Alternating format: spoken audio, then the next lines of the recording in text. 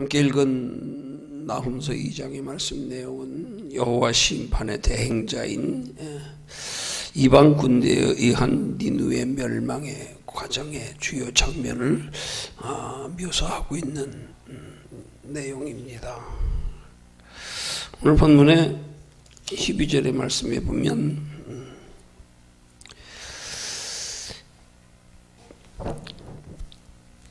이 니느웨 백성들이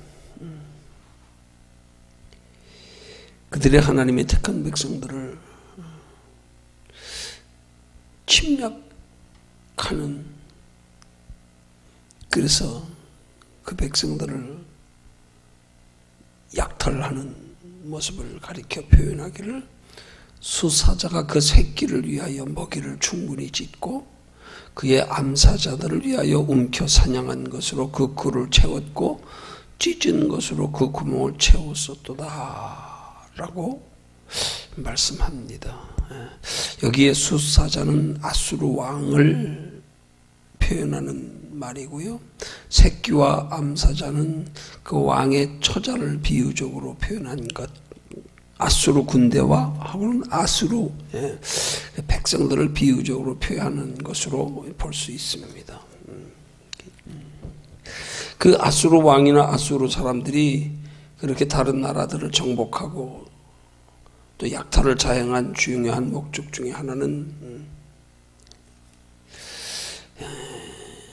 그들이 남의 것을 취하여서 자신들이 안락하고 만족스러운 삶을 살기 위한 그런 이유였습니다.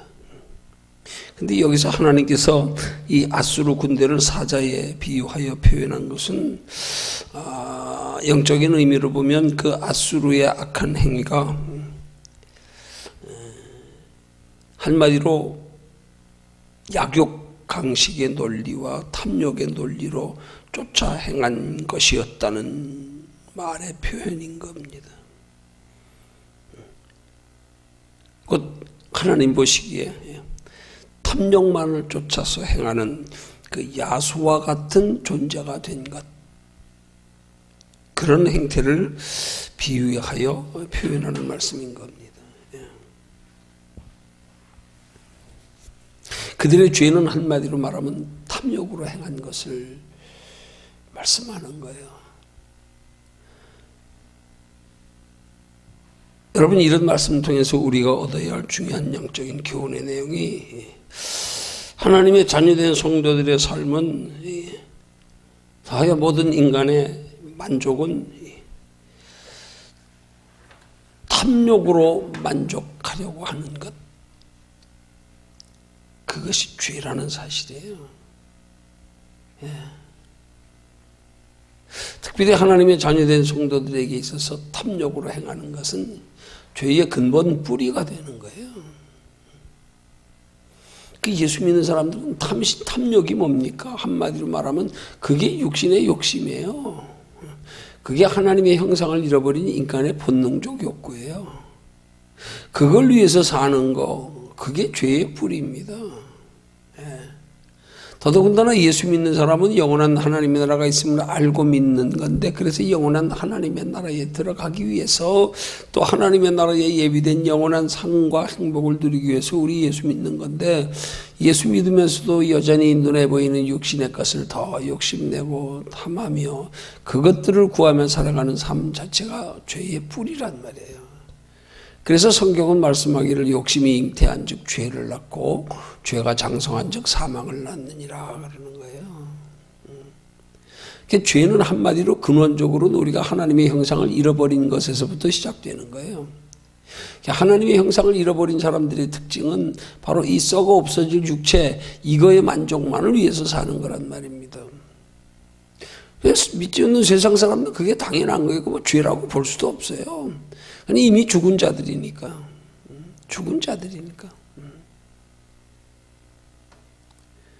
그러나 하나님의 자녀된 성도들은 하나님 안에서요, 영원한 생명으로 다시 재창조되어진 존재들이기 때문에 그렇게 하나님 없이 살아가는 인간들처럼 영혼이 죽은 인간들처럼 육신의 것들을 추구하며 살아가는 것, 그게 죄란 말입니다. 죄는 거기서부터 시작되는 거예요. 근데 우리 예수 믿는 사람들이 보면 종종 예수 믿는 목적을 마치 육신의 안일과 행복을 위해서 예수를 수단으로 삼는 그런 신앙생활하고 있을 때가 얼마나 많아요. 우리 예수 믿는 건 영혼을 위해서 믿는 건데 자꾸 육신만을 가지고 육신의 욕심, 육신의 만족, 육신의 편안, 육신의 안전, 항상 육신을 앞세워서, 그 죄의 근본이란 말입니다. 하나님의 자녀된 성도는 이 신앙생활의 근본 원리에서부터 기본부터 바르게 알아야 되는 거. 아, 예수 믿는 건 육체를 위해서 사는 게 아니다. 복을 구해도 육체를 위해서 육체 편하려고 구하는 거 아니에요. 우리 앞에 예비된 영원한 하나님의 나라의 구원과 칭찬과 상급과 면류관을 준비하기 위한 목적으로 복을 구해도 구해야 되는 거란 말입니다. 그걸 가리켜 그의 나라와 그의 의를 먼저 구하려는 거예요. 우리는 하나님께로부터 육신의 복을 구해도 받은 복 가지고 하나님의 나라의 영원한 상이 되기 위한 목적으로, 그 영원한 하나님의 나라를 준비하며 살기 위한 목적으로 육신의 복을 구해야지요. 그래서 신앙생활은 목적에서부터 바로 설정이 되어야, 그래야 우리가 바르게 사는 신앙생활이 가능하고, 그래야 하나님께서 우리에게 육신의 복을 주시는 것들이 우리 믿음에까지 유익되고 하나님 나라까지 상이 될 수 있단 말이에요. 근데 많은 경우에 그리스도인들이 자꾸 육신의 복만을 생각하지 그것 가지고 영원한 하나님의 나라를 준비하라고 주신 기회라는 사실에 대한 인식이 별로 없어. 그런 것들이 뭘로 나타나느냐? 그런 것들이 주를 위한 희생, 헌신 이런 것들을 꺼려하는 거예요. 그걸 마치 무슨 손해인 양.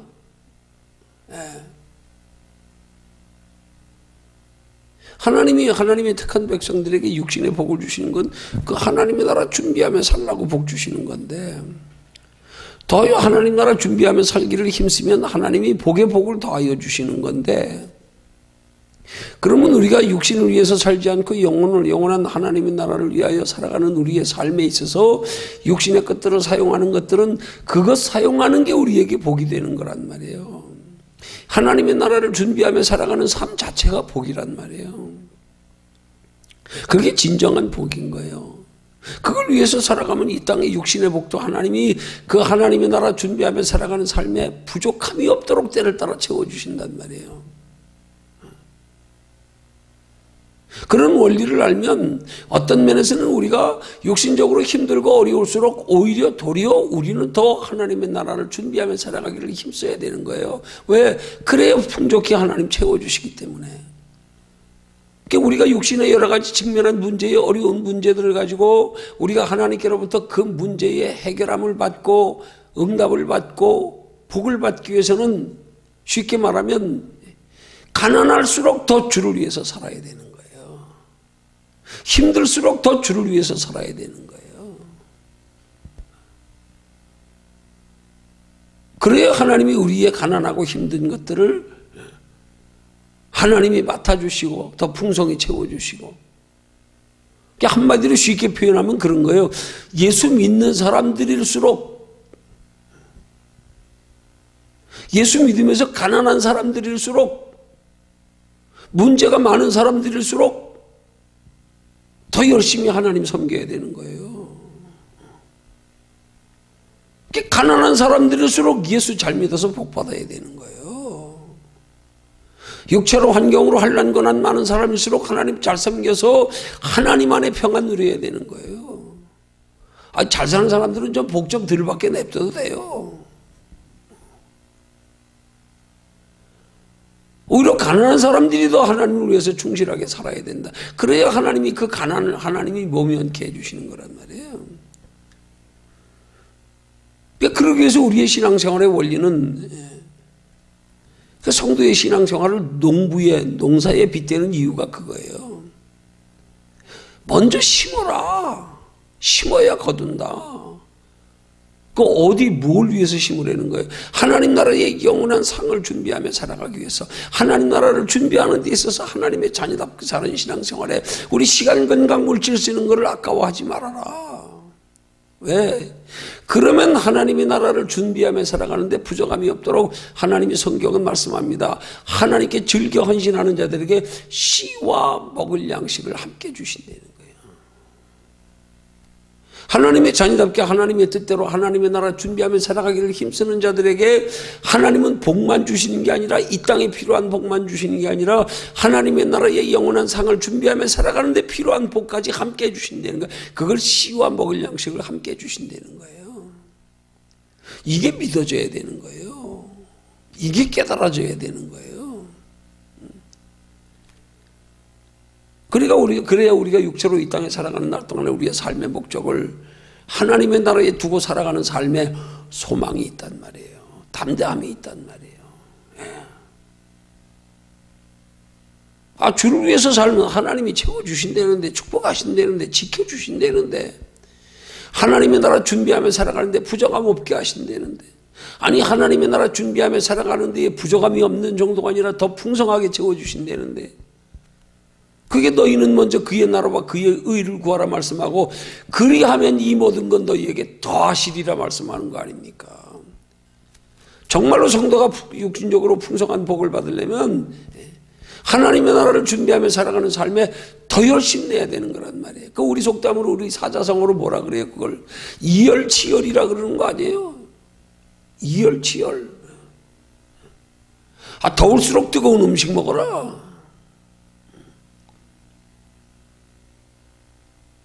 바쁘고 바쁠수록 하나님 앞에 더 드려지는 시간이 풍성해라.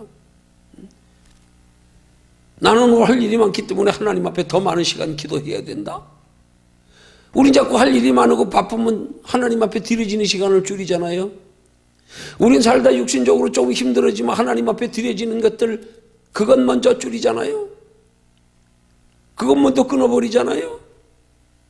아닙니다. 성경의 원리는 그게 아니에요. 왜 그래요? 축복의 원리를 몰라서 그래요.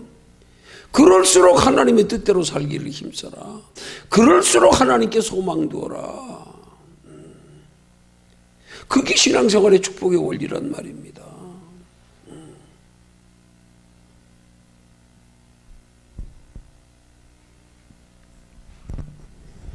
성경적으로도 보면 하나님의 축복의 원리가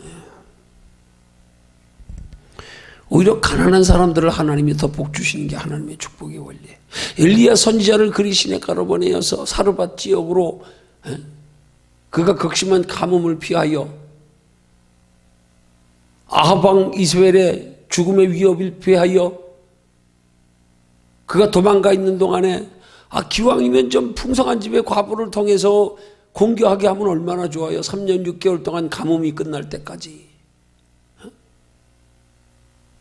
전능하신 하나님이 얼마든지 부유한 사람 통해서 선지자 대접하게 해도 될 텐데, 그 집이 왜 그 한 움큼 밀가루, 기름 몇 방울 조금 있는 거 가지고 아들과 한 번 구워 먹고 죽을 날만 기다려야 하는 그런 궁핍한 비참한 처지에 있는 여인의 것을 통하여서 엘리야 선지자를 공개하게 하냐고요. 왜요? 가난한 사람 축복하려고요. 부유한 사람은 됐어. 그만 너 그거 가지고만 됐어. 넌 복 좀 안 받아도 돼. 가난한 사람일수록 복 받아야지요. 가난한 사람일수록.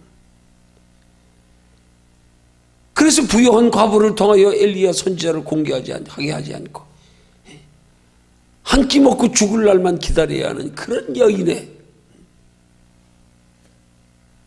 그 생명과도 같은 그 작은 소유를 가지고 선지자를 섬기게 해서 3년 6개월 동안 선지자 섬기는 것 때문에 양식이 끊어지게 하신 것. 가뭄이 끝날 때까지 양식이 끊어지지 않게. 여기서 우리는 하나님의 축복의 원리를 깨달아야 된단 말이에요. 믿음은 하나님께서 우리의 믿음의 기준 삼고 우리의 믿음을 달아보실 때요. 그래서 꼭 보면은 환난 중에 달아보시는 거예요. 환난 중에. 바쁜 시간에 보는 거예요. 궁핍한 중에 보는 거예요. 그때 우리가 하나님의 뜻대로 살기가 쉬운 게 아니잖아요.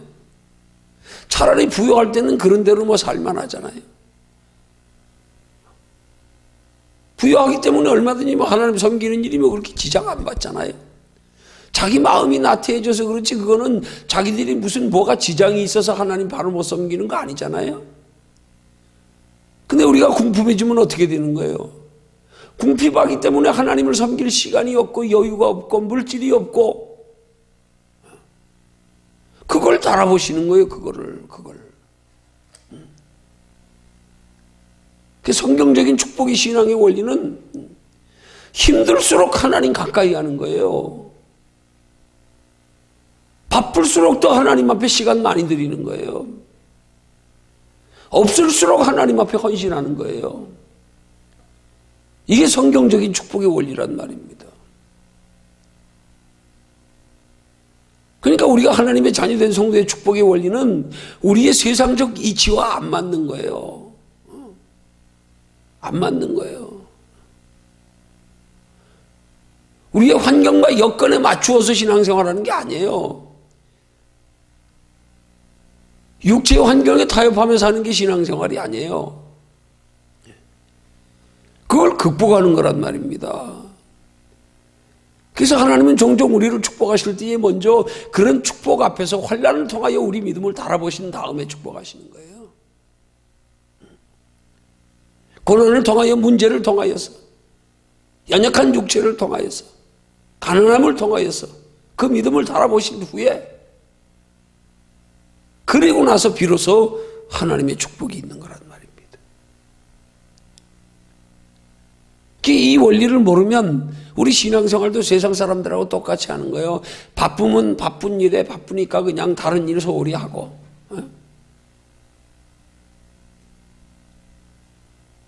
육신적으로 피곤하니까 우선 피곤한 몸 먼저 회복해야지 뭘 피곤한데 무슨 일을 해? 뭘 피곤한데 뭐 주를 섬겨?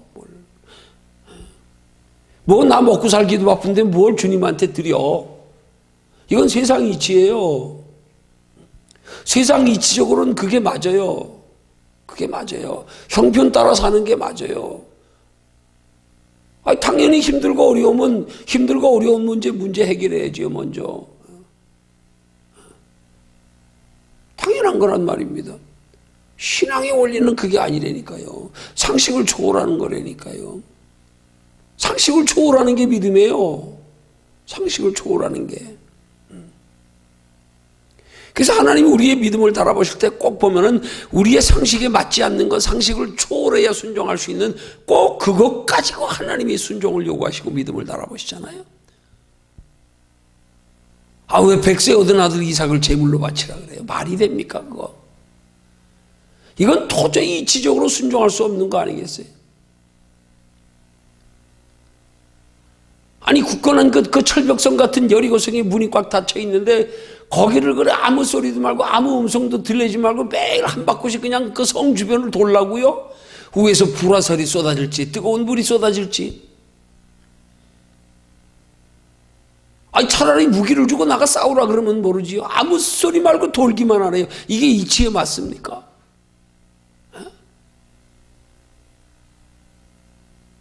아니 어린아이 손에 들렸는데 보리떡 5개 물고기 2마리를 달라고? 왜 그걸 가지고 오병이어를 만드십니까? 하나같이 보면 하나님이 달아보시면요 우리가 순종하기 힘든 상황에서 꼭 요구하심으로 달아보시는 거야.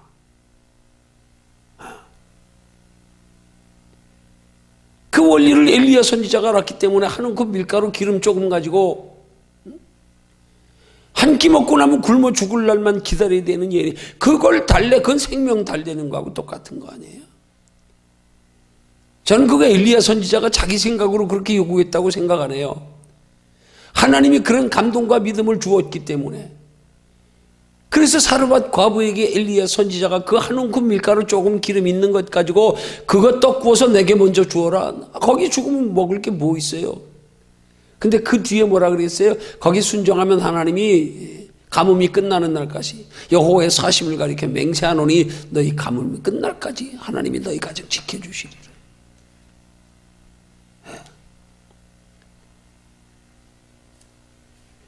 여러분 이런 신앙의 원리를 가지고 신앙생활하는 사람은 환경의 여건에 구애를 안 받아요. 그걸 초월한단 말입니다. 왜? 신앙의 원리를, 축복의 원리를 알기 때문에. 그러니까 그건 모르는 사람들은 환경 여건 따라 신앙생활하는 거예요. 바쁘면 그만두고 피곤하면 쉬고 없으면 드리지 말고. 그거예요. 그냥 환경 따라서. 그 신앙은 뭐가 기준이에요? 그렇게 되면 하나님이 기준이 아니야. 환경이 기준이야. 그냥 환경 따라서 기분 좋으면 하고 기분 나쁘면 하지 말고 환경 따라서. 그건 신앙이 아니란 말이에요. 그건 신앙의 축복의 원리를 모르는 거란 말이에요. 알면은 말 그대로 이열치열이 된다니까. 그럴수록. 그러니까 하나님의 자녀된 성도는 세상 소망이 끊어질수록 하나님께 대한 소망이 더 커야 그게 믿음의 하나님 보실 때예요. 근데 믿음 없는 사람은 세상 소망 끊어지면 하나님께 대한 소망까지 끊어버리네. 에이, 뭐 소용없네. 예수 믿어봐야. 이렇게 되는 거 아니에요? 그게 우리 신앙생활은 세상 이치와 정반대되는 거예요. 세상 이치는 보는 것 따라갑니다. 가능한 것 보고 합니다. 신앙은 아니에요. 보이지 않는 것 따라가는 거예요. 불가능하지만 믿음으로 하는 거예요. 불가능하게 보이지만. 세상 사람들은 앞을 보고 갑니다. 예수 믿는 사람들은 뒤를 돌아보고 가는 거예요. 앞은 안 보여요. 앞은 안 보여요. 근데 뒤돌아보면 보여요. 아, 이래서 하나님이 나를 이렇게 인도하셨구나. 이래서 하나님이 이런 과정을 거치게 하셨구나. 아, 그런 과정에서도 하나님이 내 믿음을 달아보셨구나. 나를 단련하셨구나. 반대예요, 반대.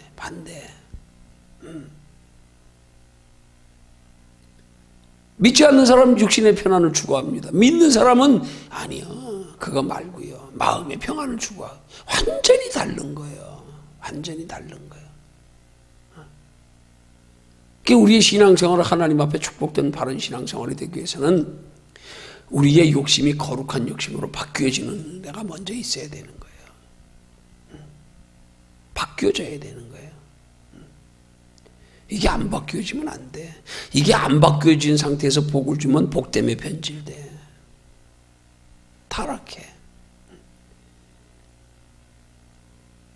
이게 안 바뀌어진 상태에서 환난 고난 당하니까 낙심하는 거예요.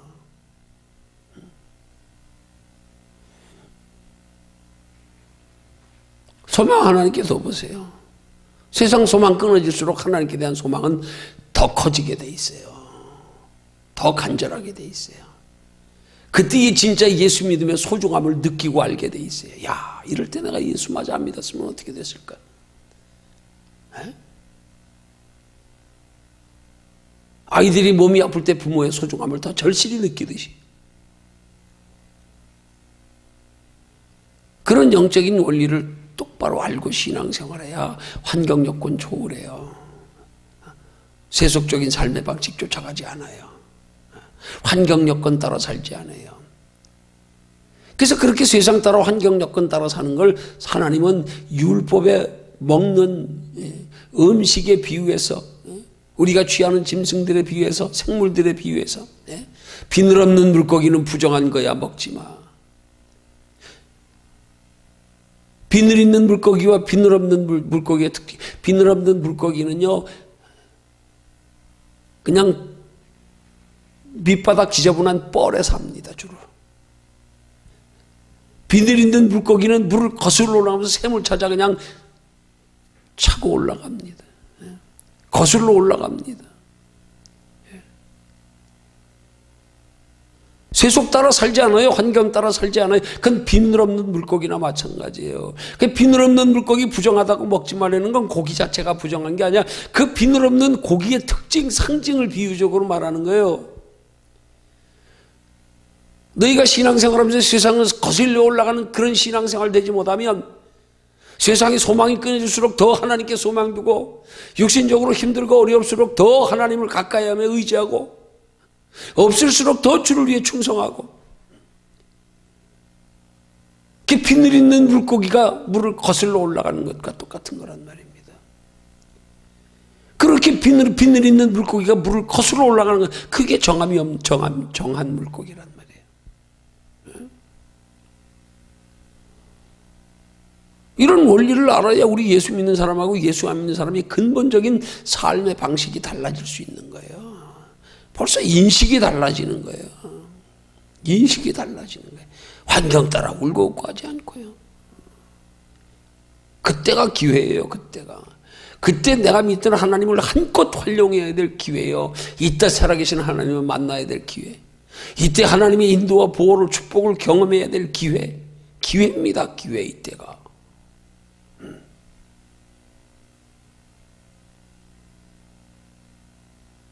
이런 원리를 모르고 세상 사람들하고 똑같은 방식으로 똑같이 세상에 반응하며 그렇게 형편 따라 여건 따라 환경 따라 흐르는 물살 따라 흘러 떠내려가면서 그렇게 사는 게 부정한 거란 말입니다. 그게 죄란 말입니다. 그렇게 사니까 세상 사람들이 봐도 우리 예수 믿는 사람들 보고 발견할 게 없어. 똑같은데 뭐 삶의 방식도 똑같고 우리나 똑같이 어려우면 울고 우리도 똑같이 어려우면 어려움에 처해가지고 그냥 어려운 문제만 그냥 급급하고 그것만 해결하기 위해서 살고 똑같아요. 다를 거 하나도 없어. 그게 뭐 세상 사람들이 어떻게 우리를 통해서 너희는 세상의 빛과 소금이라 그러는데 어떻게 빛과 소금의 역할이 됩니까? 뭐 사는 모습 똑같네. 저도 힘드니까 우리처럼 똑같이 울고 아이 똑같네. 뭐 다를 거 하나도 없네. 거슬러 올라가는 신앙이 돼야 됩니다. 무엇으로든지 우리의 삶의 방식은 저들과 근본적으로 달라야 돼요. 그러기 위해서 우리는 우리의 육신의 욕구, 본능적 욕구 이것 따라 이것 충족시키기 위해서 이것 기준으로 사는 게 아니라 거룩한 욕심 따라서 육신으로 만족하는 게 아니라 영혼으로 만족하기 위한 목적으로 살면 그러면 하나님께서 영혼의 만족만 주시는 게 아니라 영혼이 잘된 같이 범사에 잘되고 강건케 되는 축복을 겸하여 주실 줄로 믿으시기를 주님의 이름으로 축원합니다.